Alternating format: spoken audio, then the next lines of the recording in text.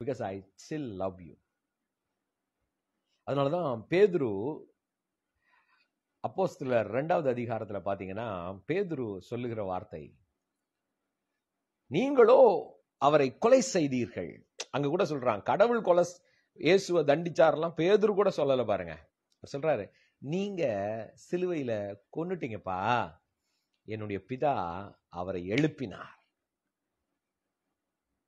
See, he showed greatest love. Cross is the symbol of love.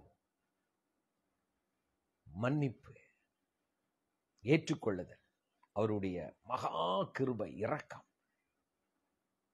நம்ம என்ன நினைச்சிடறோம், பிதா ரொம்ப கோபமானவர்பா, இயேசு பரவாயில்ல, இயேசு நம்மளை வந்து காப்பாத்திட்டாரு, இயேசு ரொம்ப அன்பானவர்.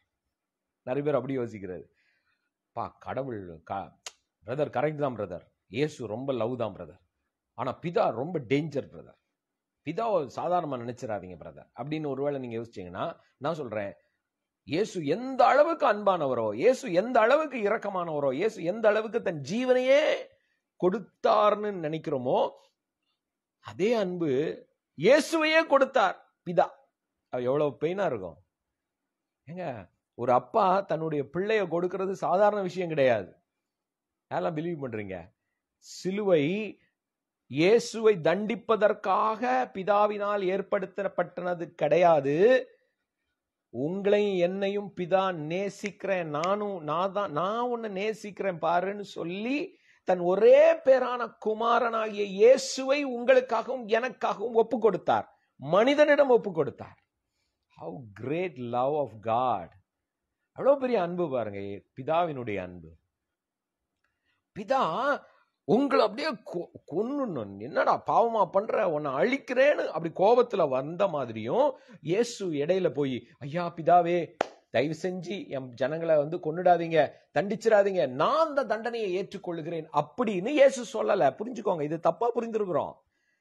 பிதா என்னவோ நம்மளை அழிக்க வந்தவும் வர்ற மாதிரியும், இயேசு அதை போய் தடுத்த மாதிரியும் நினைக்கிறோம். இல்லைங்க, நாமளே நம்மளை குத்திக்கிட்டு இருக்கிறோம், கொன்னுகிட்டு இருக்கிறோம், பிதாவை தப்பா புரிஞ்சுக்கிட்டு இருக்கிறோம்.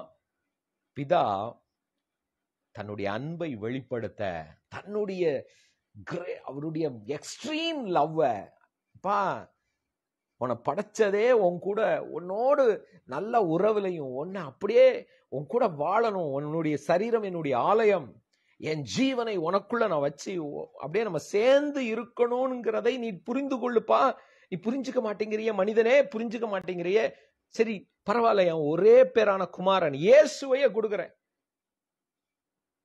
இவ்வளவாய் உலகத்தில் அன்பு கூர்ந்தார், வசனம் சொல்லுது, தம்முடைய ஒரே பேரான குமாரனை ஒப்பு கொடுத்தார். சிலுவையில் பிதா கொடுக்கிறாருங்க. He sacrificed Jesus on the cross, not punished. சொல்லுங்க, அவர் இயேசுவை தண்டிக்கல, ஒப்பு கொடுத்தார், ஒப்பு கொடுத்தார்.